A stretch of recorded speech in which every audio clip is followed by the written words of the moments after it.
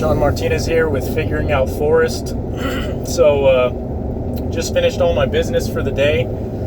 Thinking about possibly heading up north to look at my number one solution location. I think everything's lined up to this point where I can actually get to it and search that area. One thing I wanted to talk about is what a lot of people are discussing and sending me questions as to how much weight am I putting on figuring out the man of Forrest Fenn opposed to figuring out the poem or the book. And I just wanted to give an update on that, and my feelings on that is I think they go hand in hand.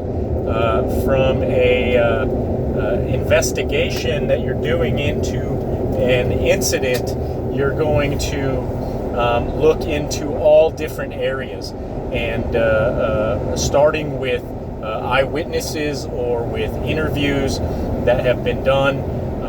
I think if you're just stuck on the poem, you're going to miss a lot of really good hints that have been given along the way in the books, and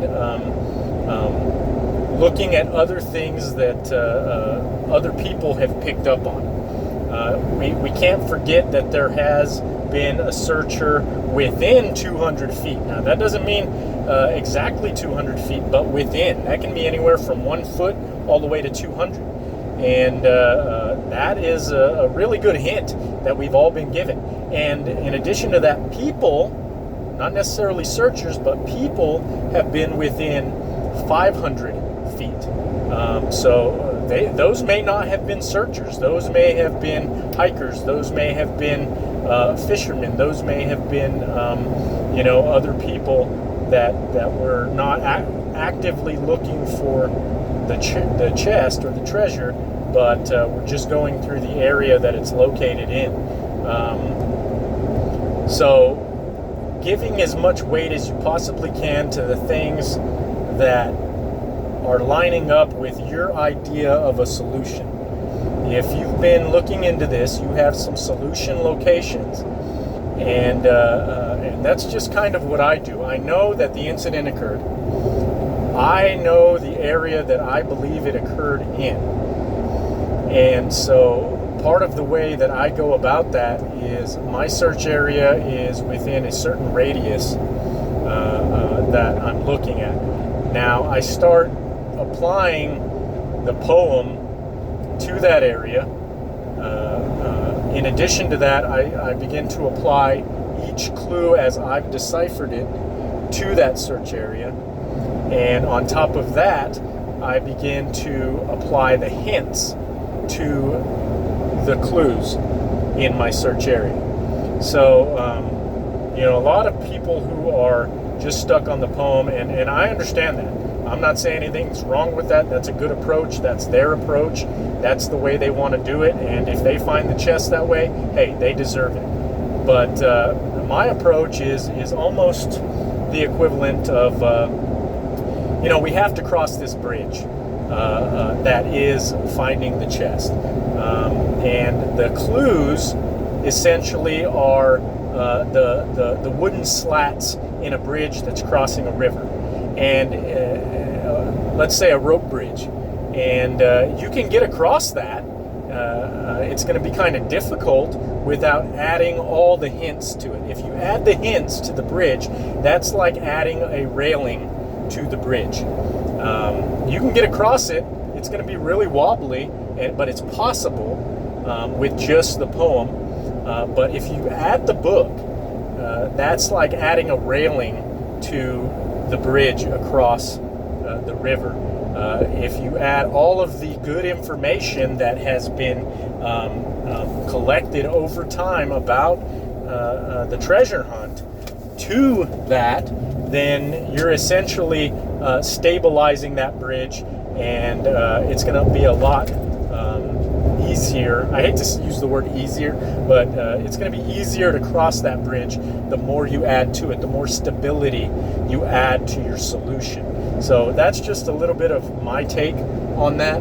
I hope it's helpful and beneficial to any of you searchers that are out there. I'm hoping to be boots on the ground by this evening, which will be great for me. If you watched Fenn Treasure Hunters show a couple days ago, I was on there and I gave a lot of information as to how I search and things. And this time around, I'm going to my number one solution location. My plans when I get there is I'm planning on setting up a tent, hopefully very close to my idea of the blaze location, and spending a lot of time there. There are a lot of different ways of searching for an item. There are grid searches that I've used in my training experience that you can utilize in an area. Say you were looking for a piece of evidence that you suspect to be in that area. There's different types of searches to utilize other than just looking under this rock or that rock, or maybe that looks interesting. I need to go over there and take a look at that. But if you have your blaze location zoned in to a specific radius, then utilizing a different type of search pattern can be very helpful to ensure that you're not missing anything.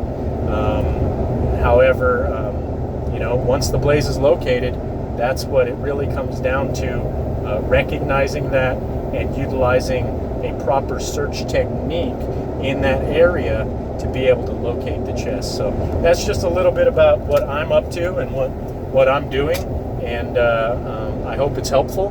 Please like and subscribe to our video, to my channel, and also like us on Facebook. Go check us out there, Figuring Out Forrest Fenn. It's a group on Facebook. I'll be giving updates and as often as I can, and hopefully new videos and photographs from this weekend's boots on the ground. All of you be safe out there. Don't take any necessary risks. Make sure that you have plenty of water with you and you're well prepared before you go out. If you've never gone out on a boots on the ground and you're thinking about it, whether you find the chest or not, go out there, go to your solution location, get boots on the ground, get your feet wet a little bit just to see what it's like. And don't be discouraged if you don't find the chest your first time out. It gives you an idea of what you're looking at, what you're up against, and the different types of things that you could run into when you're out in the field. So everybody be safe, have a great day, and we'll see you next time.